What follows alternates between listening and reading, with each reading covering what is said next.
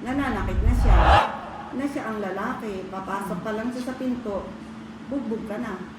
Pag-alis ni kuya, bugbog na naman ako kasi sasabihin niya, lalaki ko daw ang kuya ko. Nakuha niya na lang na halos mamalimos, wala na siyang mga alagad, wala na lahat-lahat. Halos nagpapalimos na lang siya. Nakarma. Nakarma. Nakarma. Ay, magandang araw po sa inyo lahat mga amigo. Good morning, good morning, good morning. Dad, yun na ka na. Ba't nagkatago ka dyan? Ba't ka nagtatago? Ba't nagkatago ka? Ayun siya ng good morning, parang kay sinabiro na good morning. Ano tayo mga amigo sa sa yung nag-check-in kasi dito. Sobrang generous. At alam niyo, nagbigay ng daming chocolate. Hindi naman siya nag-abroad pumunta ng duty free para bumili ng chocolate at ibigay po sa atin. So, share ko po yung ibang mga chocolates na siya mami. Kung sino yung mga bata dito dahil hindi mang nakalimuhin sa chocolate. Pero, at least, nakita ko yung kabutihan niya. Kaya dapat balik din natin yung kabutihan para sa kanya. Tayo ay mag-jay. Ang init, ang gano'n. Oo, tutupong Ano tayo. na nakakatuwa kasi ito, alam nyo, 4 nights, 3 nights po sila nag-ano dito. Wow! Ay, ando na sa palit. Wow! Kumusta, senyora? Magandang umaga po sa inyo lahat mga amigo. Naku, nandito po tayo, kasama po natin si Ate Joanne. Alam mo si Ate Joanne, ako talaga ilang araw kasi sila nag-stay dito, 3 gabi po. Sila ang pinakamatagal na nag-stay dito sa gabi. Nung gabi, na 3 nights po. So, ilang araw ko na pupunta-punta dito at nakakwentuhan ko, naging kaibigan natin sa ilang beses natin pagpunta dito. Abay, sabi ko nga iba pala ang buhay nito, matindi. Sabi niya sa akin Adel, mas maganda na kasi gusto ko maging gusto ko ipakita sa inyo kung paano siya naging successful. Paano kang kay Ate Joanne, yung buhay niya, kung paano siya dati siya sobrang hirap niya, paano siya nagsumikap at Paano naging successful? Naging successful. sa Ibilid kayo mga amigo. kanyang buhay, sa kanyang sa kanyang pamilya. Diba? Ang hirap, nung edad ko 15 to 16, ang hirap ng buhay namin. Wala nang makahig wala nang matuka Akala ko, makakatakas ka sa buhay mo kapag nag-asawa ka ng maaga. So 16 years old nag-asawa ka? 16 years old. Nag-asawa ko ng 16 years old. Ngayon, nung nag-asawa ko ng 16 years old, akala ko, nakatakas na ako. May magpapakain sa akin, may mag-aayos. Ibig sabihin, Pero- nagpakasal niya ng 16 years old, yung napangasawa mo, okay naman. Hindi. Umpisa pa lang, hindi na. Hindi siya okay, saan siya okay? Kasi nabanggit mo sa akin nung nakaraan, mayaman talaga. Hindi, wala pa kami noon. Wala pa kayo yun. noon. Oo. Sige. Hindi nagkaroon na wala pa kami noon.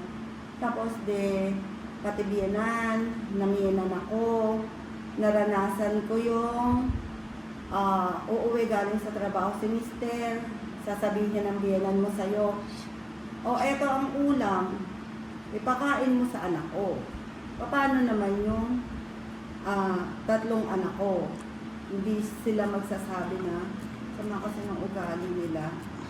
Ang iniintindi lang nila, anak nila. Napagtiisan ko yon ng 6 na taon, nakisama sa biyenan. Ay, ganun. Oo. Tapos hanggang ang ginawa ko, naglakas loob ako. Meron silang kamag-anak na may negosyo. Nakipagsapalaran ako sa kanila na pumasok doon. Pero siyempre hindi nila ako kilala Ayaw nila ako pagtiwalaan ng una.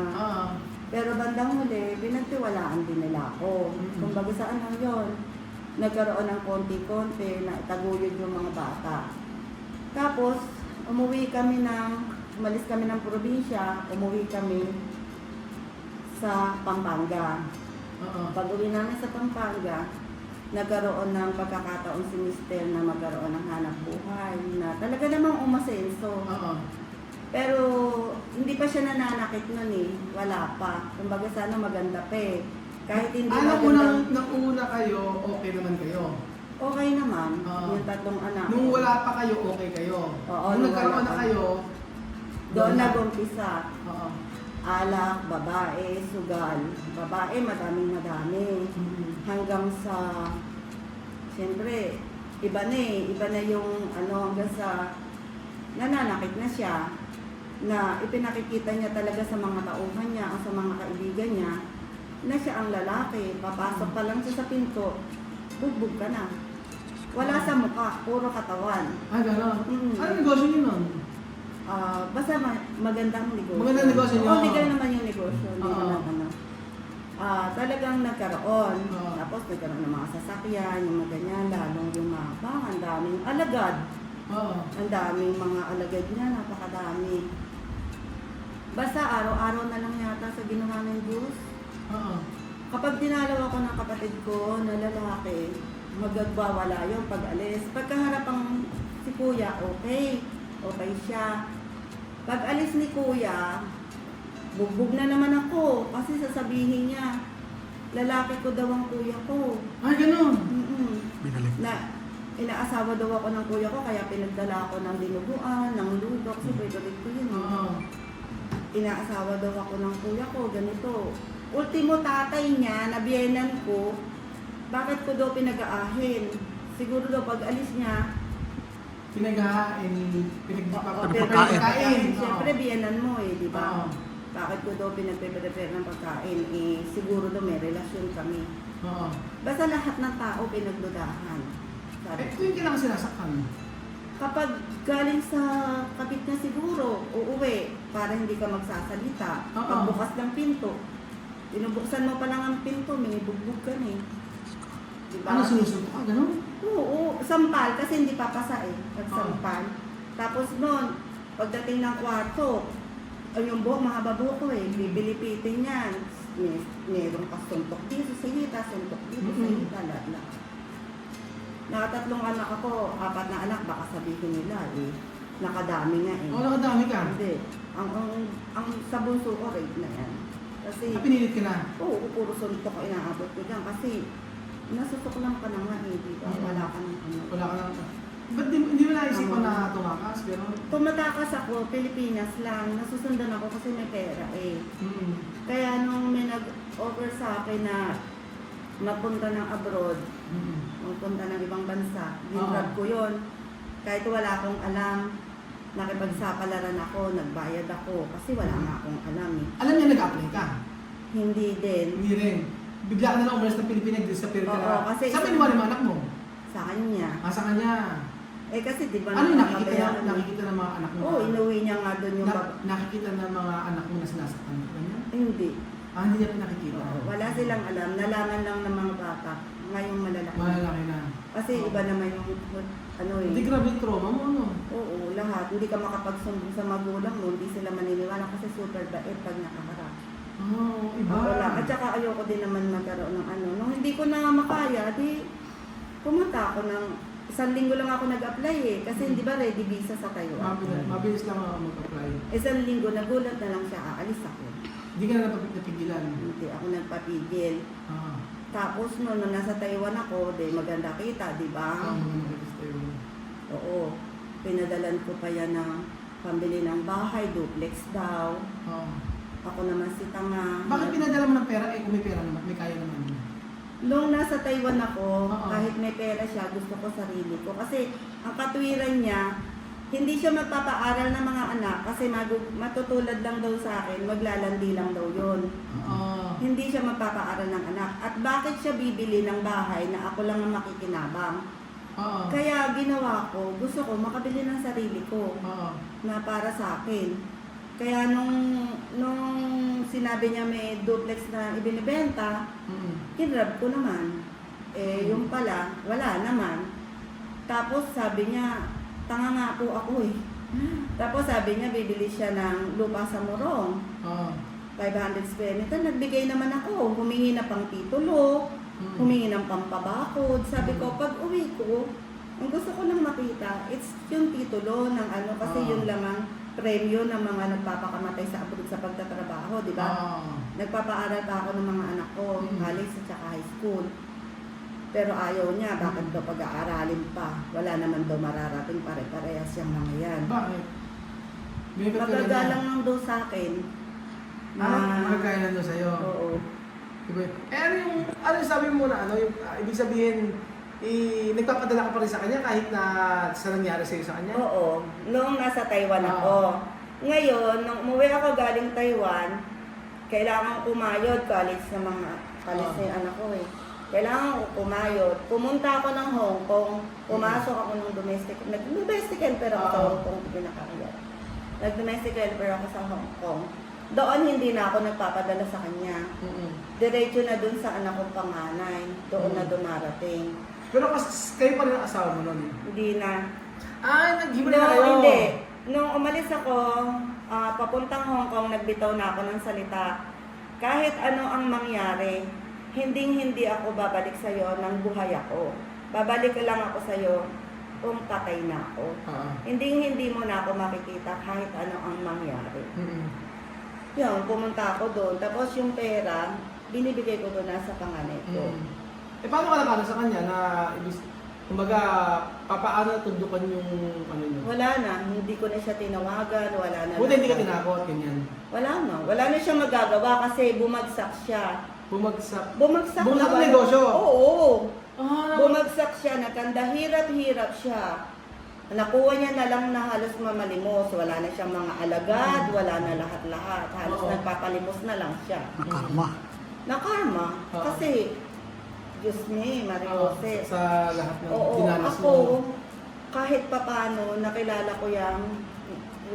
ko yung ngayon. Oo. Ito yung asawa mo ngayon. Oo.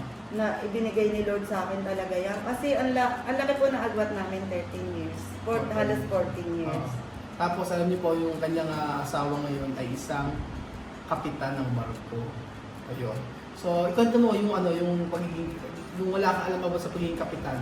Opo, hindi ko naman alam Maganda na- yung story kasi alam niyo po mga amigo, ang sabi niya, yung kanyang asawa ngayon, inayawan din na. Kasi nga, syempre, binata, di ba? Oo, binata. Tsaka, Ang dati pa nun, penpal pa ka mo, sabi mo. penpal pa Penpal. yun. Tawag-tawag lang. Niloko niya.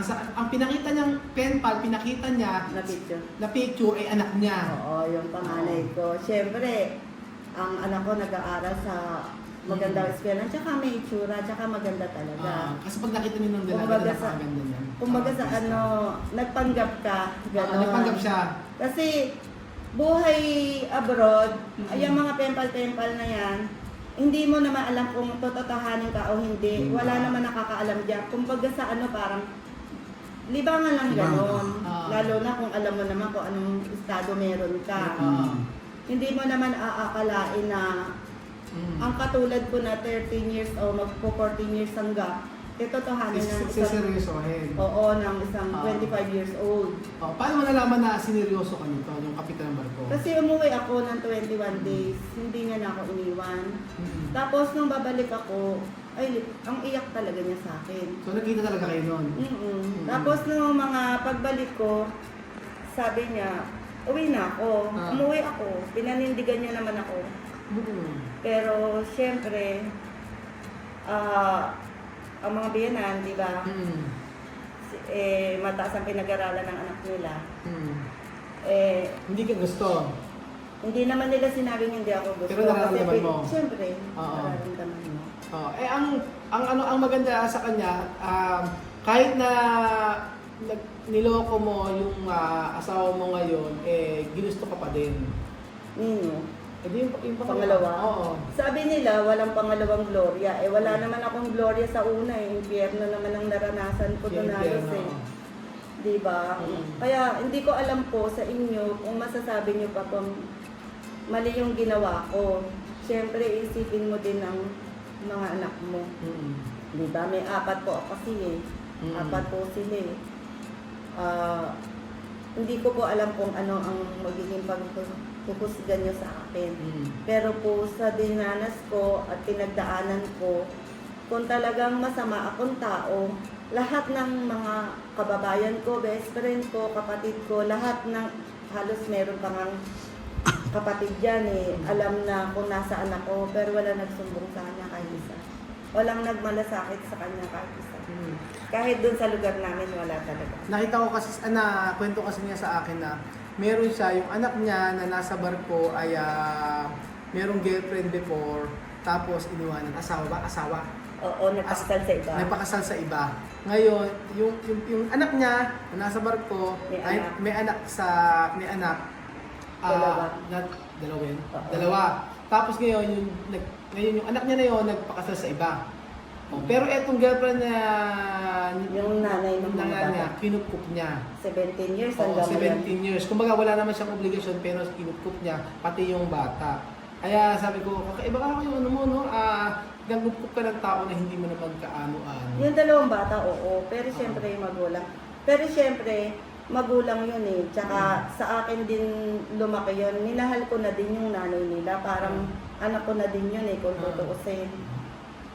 Hindi ko talaga na yun kayang yung paalisin sila o ano. At saka walang problema sa asawa ko. Grabe bait. Sobrang bait ng asawa niya kasi na-meet ko, nakakausap ko, sobrang bait at lahat sa kanya tinanggap talaga. Buong buo. Tapos, ang maganda kay Ate Joanne, yung mapagbigay siya. Ang dami niyang natulungan, yung mga yung magpaaral siya, ganyan, tapos pagkayari kumbaga sa kanya hindi niya iniisip yung sa pera Kumbaga, nag-asawa siya ng kapitan na hindi niya alam na ganun pala ang sahod ng kapitan. Tapos hindi niya alam parang ang dami niya na experience sa buhay niya Ang nakaka-inspire kasi sa kanya mga amigo ay yung hindi siya sumuko sa buhay na meron siya before. Sa buhay na meron kung ano yung pinagdaanan niya sa kanyang asawa. Kasi kung iba yan, di ba? Ito, yung pinakamasaklap na pinagdaanan ko, Katoliko ka, nasa plaza ka, kasama mo ang pare kasi piyesta. Dumating ang una na may mga alagad, may pere.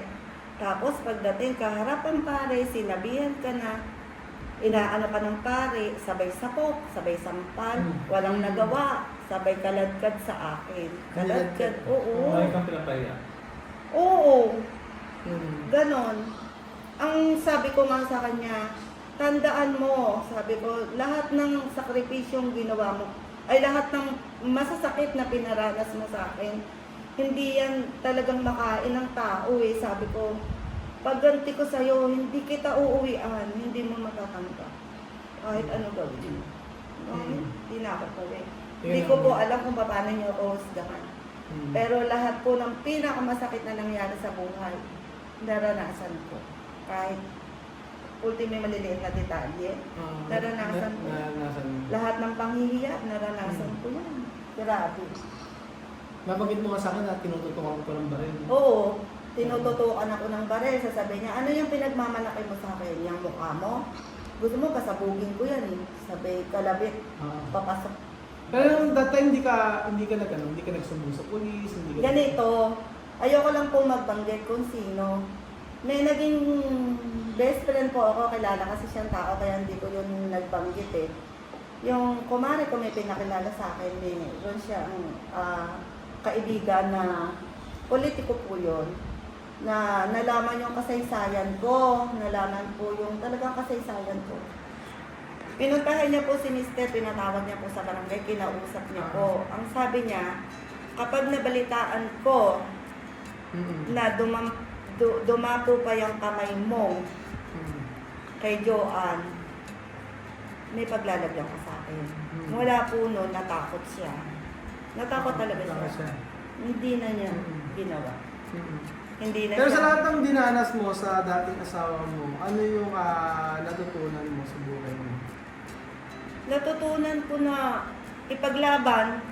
paglaban yung respeto para sa sarili mo. Hindi habang panahon, pwede kang bugbugin o hiyain ka sa ibang tao, lalo nang hindi naman makatarungan, na pinagbibintangan ka ng gumagawa, siya naman ang gumagawa. Yun ang pinakamasakit. Ipaglaban niyo po. Ngayon, kung makakita man kayo ng pagkakataon o bibigyan kayo ni Lord ng tao na magmamahal sa inyo, na talagang totoo, i-grab nyo na po yun. Siguro naman kaya nagbigay si Lord na yun, napatawad na po kayo kung ano man yung gagawin nyo. Yun po, masaya po ako sa buhay ko, wala po kaming problema. Wala po kaming problema. Hindi ka po kami halos nag-aaway Puro tawanan lang kami ng tawanan. Sa Pero edad ano ko naman na- yung ano naman yung experience mo sa asawa na medyo bata sa iyo? Di ba sino mas mature sa inyo? Ikaw o siya? Paano? Siya pa nga eh. Siya pa mas mature. Oo, kasi ako minsan may kaartihan eh. Oo, di ba? Sabi nga ni Roel eh, pang-iwan na yan, kuya, Niloko ko sabi ko, kuya, iwan mo na yan. palitan mo na. Kalitan mo na. Hindi po. Nasa tao yun. Kasi wala yung bisyo eh. Hindi umiinom. Hindi Pero umiinom, yung, hindi mo ba alam dinanigarilyo. kuya, di ba ang mentality ng iba pag siman ay kamaran babae?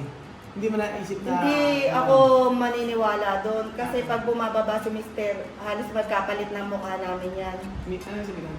Halos magkapalit na kasi lagi kayo magkasama. Magkasama. Oo. Pero Eh, yung yung ang nabanggit ka sa akin talaga, tinanong ko kasi, ano lang ang sekreto? Pag magkano ako sa isang kapitan? Grabe, hindi nyo kakayanin kung magkano ang sahod. Hindi po. Makakabuhay po ng 10 pamilya. Ay, grabe, hindi po totoo yun. Kung simple ka lang mamumuhay, talagang maganda. Hindi kayang ibigay dito sa Pilipinas pag empleyado. Iba ang sahod talaga ng kapitan. Hindi naman po nakakaraas. Madami po kasi tinutulungan. Mga tinutulungan. Yun ang Hindi maganda naman sa na kanya. ano. Pero yung pag-aasawa ng pag-aasawa mo ng Bata? ng bata. May advantage, saka disadvantage. ano? Ang advantage mo, makikita mong lalaki yung mga anak mo na parang kapatid mo lang. Kasi ang panganay ko is 45 years old. Malaki na. Makikita mo na lumalaki sila. Ganon. Tawag dito, ang disadvantage naman, lahat ng klaseng hirap, lalo na pag irresponsable ang nadampo. Hanap ang asawa mo. Ang hirap. Mahirap. Oo, ang hirap, iiyakan mo na lang. Pero ngayon na siyempre nung nagkaroon ka na ng naging maayos na yung buhay mo, ayun, nakapangasawa ka ng seaman, ng kapitan. Ano naman yung mga experience mo na parang naisip mo lagi na, ay salamat dahil ito palang buhay na meron ako ngayon ngayon ko na-experience, ngayon ko lang na-enjoy. Ano yung naiisip mo lagi sa sarili mo na, ay, salamat at nakaahon ako sa akin? Hindi. Ang lagi kong dinadasal, sabi ko, lagi ko pinagpapasalamat. Lord, salamat po. Kung di niyo ako binigyan ng isang makakatuwang, hindi ko mapapag-aaral ng mga anak ko. Kasi successful yung mga anak niya, tapos meron siyang pinag-aaral ngayon na bunso, at yung bunso na yun ay nasa magandang paaralan. Yun. Tapos, ngayon, nag-i-enjoy niya na siya sa kanyang buhay. Libot-libot siya, pasyal-pasyal siya, at susunod na, kailan kayo magkaano? Taiwan? Oo. Ayun. Tapos nakakaroon siya sa ibang bansa, di ba? Kada taon Nag-travel sila, tapos, di ba? Twice or thrice. Kasi, kung iisipin nyo, yung sa pinagdaanan niya, di ba? Ang pinaka-ano nito sa lahat ng siguro, sa lahat ng mga nanay na nakaka-experience ng pananakit ng asawa, sabi nga ni ate, lumaban kayo. Ipaglaban mo kung ano yung karapatan mo. At sabi nga niya, kapag Bigyan ng respeto ang may sarili. sarili, at kapag huwag kayong matakot na umibig kasi malay nyo yung pangalawang pag-ibig pala na ibibigay sa iyo ng Panginoon ay siya na yung aahon sa iyo kung saan ka nangulabit ko. Ganun lang yun. So maraming salamat kay Ate Joanne at binahagi niya ang kanyang istorya sa atin. Nakakatuwa dahil isipin nyo, from dati kung gaano yung hirap na experience niya, ay ngayon nai-enjoy niya na. Siyempre, binigyan siya ng Diyos na napakabait na asawa. At nanimisan ay kahit ano yung age gap nila, ay patuloy pa rin silang nagmamahalan. So, inspirasyon sa Ate Joanne sa mga tao na minsan nahihirapan at minsan ay may problema sa kanilang asawa. Pero siya, ngayon, ay na-enjoy niya kung anong buhay na deserve niya. So, ayun po mga amigo, thank you so much po sa panonood at pakikinig ng kanyang istorya. Salamat po at God bless.